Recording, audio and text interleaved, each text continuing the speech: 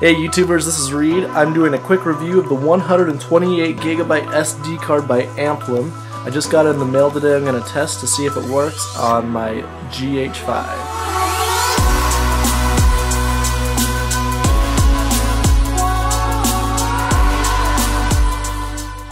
One of my biggest fears about being on a video shoot with just one SD card is what do you do when your SD card fails? Prior to having the Amplim SD card, I had Transcend 64GB SD card. This worked fine on my GH5 for most of the features, but when I started to get up to 400 megabits a second, within the first couple seconds, the card canceled out. Now that I have the Amplim SD card, I'm going to see if I can go all the way up to 400 megabits a second on my Lumix GH5. Alright, now here is a true test. We're filming at 4K 400 megabits a second at 24 frames a second. Seeming to process everything fine.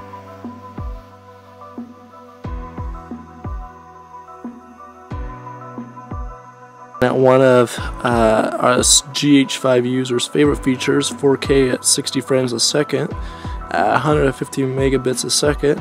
This still is seeming to work seamlessly.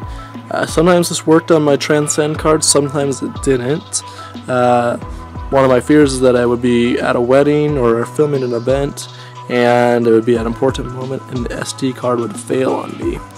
We are filming at Cinema 4K, 400 megabits a second, and obviously it is in the frame rate at 23.98 frames a second.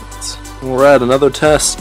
We are filming 400 megabits a second at 30 frames a second, or you could say, to be exact, 229.97. Just looking at my beautiful backyard. Alright folks, so this is the conclusion of the review. I am really happy with it in comparison with other SD cards that are out there from other name brands that are charging almost double the amount. I would highly recommend this SD card because it gets the job done. This is the conclusion of my test. My new 128GB SD card on my Panasonic GH5.